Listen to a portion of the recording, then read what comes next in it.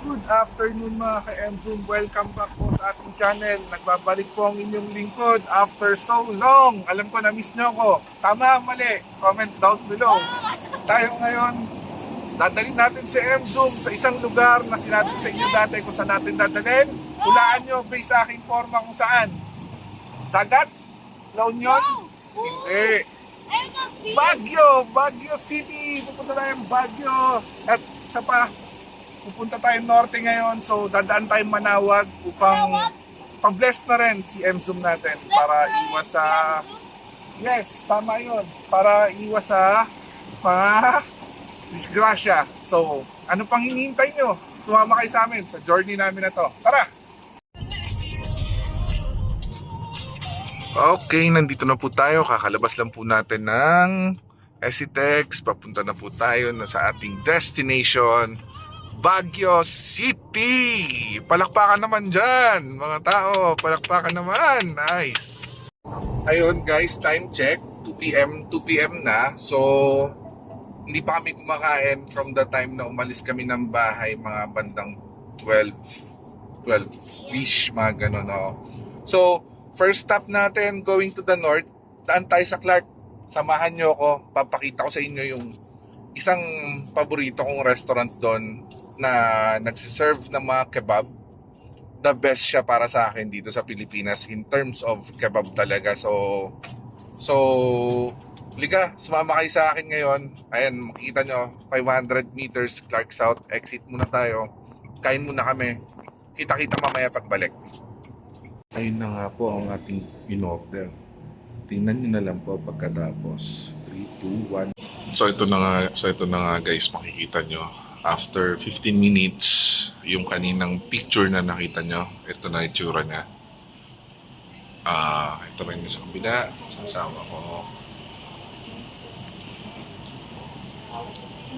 So meaning lang talaga nun, sobrang sarap ng pagkain dito.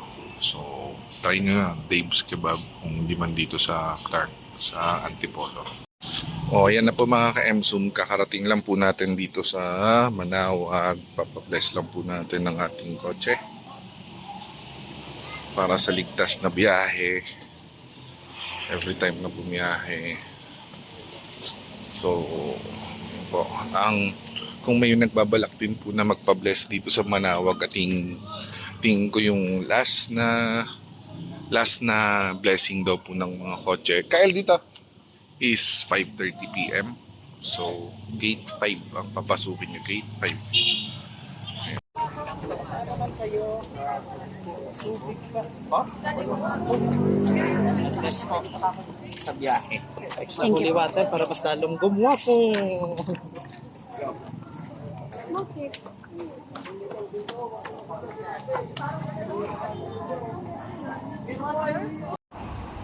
Guys, good evening. Nandito tayo ngayon sa Rosario, La Union.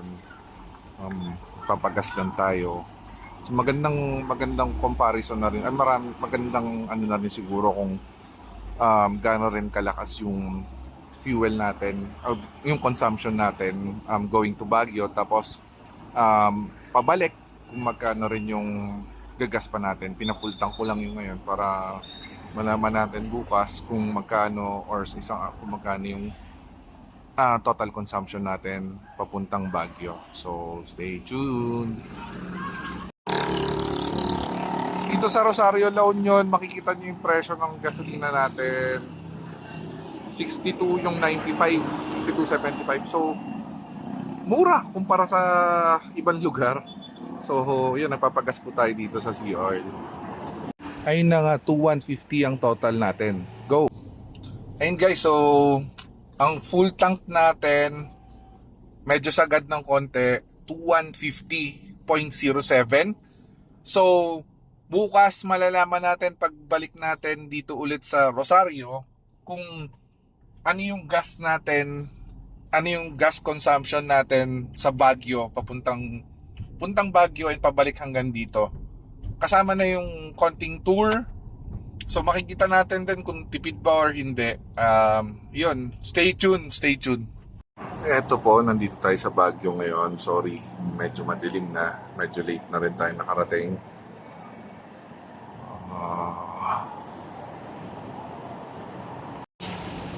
Good morning po sa lahat, mga ka-MZoom natin.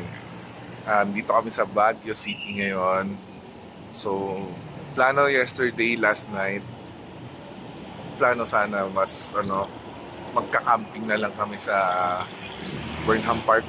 Pero hindi na kinaya, sobrang antok na. So, nag-stay na lang kami dito sa Holiday Park Hotel, sorry. Mura lang. And yun, dito tayo. And tara, adventure muna tayo dito sa Baguio. Boss, nandito tayo sa General Luna Road. Kita nyo naman gano'ng paakyat yung daan natin, pero kayang-kaya ni MZoom eh. Sobrang swabe lang kahit kahapon nung paakyat kami ng Baguio. Ang sarap mag-overtake sa mga trucks na sobrang bagal. So, ang laking bagay ng siguro yung hill descent o hill assist yata, something.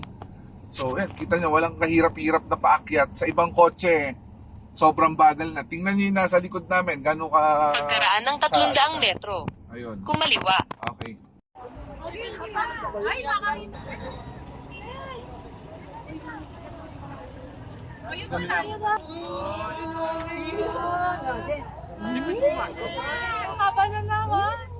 Kel.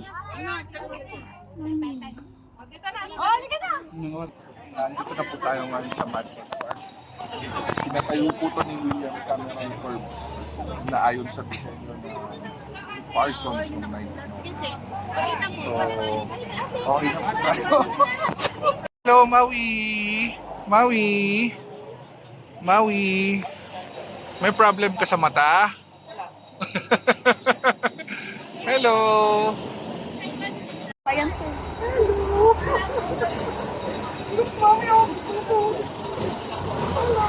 Ano pangalan niya? Maui po.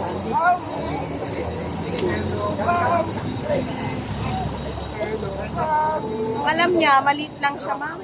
Oo. Opo.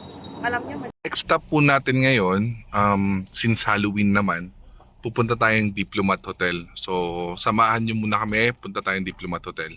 Nature Ayun, Park. Nasa mga kaliwa ang ka-MZoom. iyong destinasyon. Mga ka-MZoom, nandito na tayo sa Diplomat Hotel.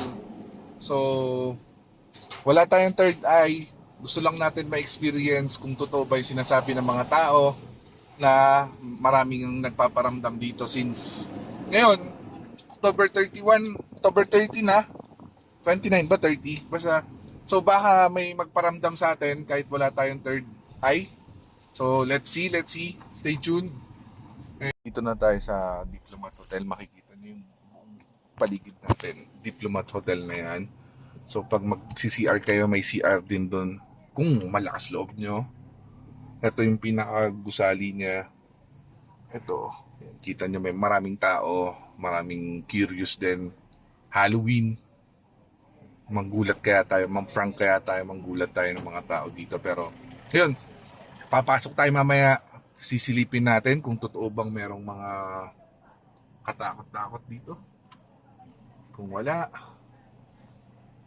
okay lang. Sige. Ayan po, makikita po ninyo ang lumang gusali ng Diplomat Hotel na di umano, may mga nagpaparamdam daw. Malalaman natin ngayon, mga ka-viewers, mga ka-MZoom, kung meron talaga nagpaparamdam or wala. Buo ang loob natin pumasok. Kung papayagan tayong pumasok, papasok tayo. Tara, samahan nyo ako. Makikita nyo lahat na nasa loob. Ito pong kwarto na to, di umano. May 3 tao po daw na namatay, nasawi panahon ng lindol. Nararamdaman ko medyo masakit sa ulo. Pag tumitingin ako doon, kaya hindi ako makatingin ng buo dahil parang may nagtataboy sa akin na huwag kang tumingin, huwag ka sumilip dito.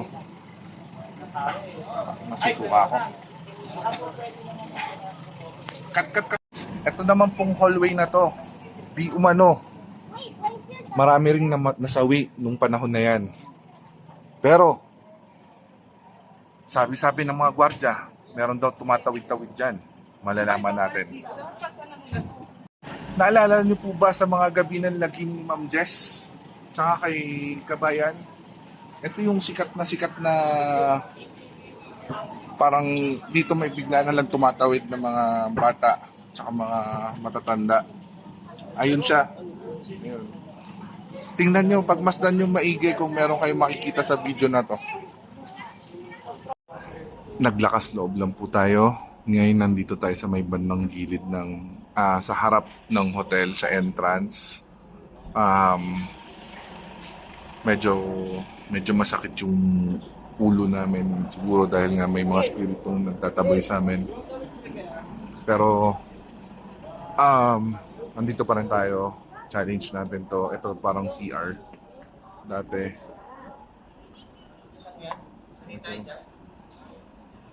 Dito yung yun sa mga gabi ng laging din. Nandun yung mga biglang may papakita.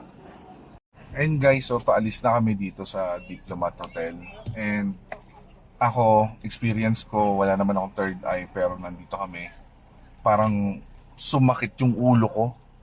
Sumakit yung ulo ko na talagang kala mo may nagpaparamdam sa akin. Hindi ko alam kung ganun din yung ibang taong nakikita nyo dito pero sa akin ganun. Sumakit yung ulo ko habang umiikot kami. Pero wala naman akong nakitang kakaiba. Hindi ko lang alam kung na-capture ng video siguro. Kung merong na-capture yung video na kakaiba. Pero ako, Kumanan sa diplomat. wala akong naramdamang kakaiba. Yun lang. Sumakit lang yung ulo. Sumakit yung ulo. Siguro tinataboy nga kami nung mga spirito rin. Pero nevertheless, ang sarap ng experience. Sarap naman, masaya. So, ayun. Sana lang kung pwede sana naggabi pumunta dito.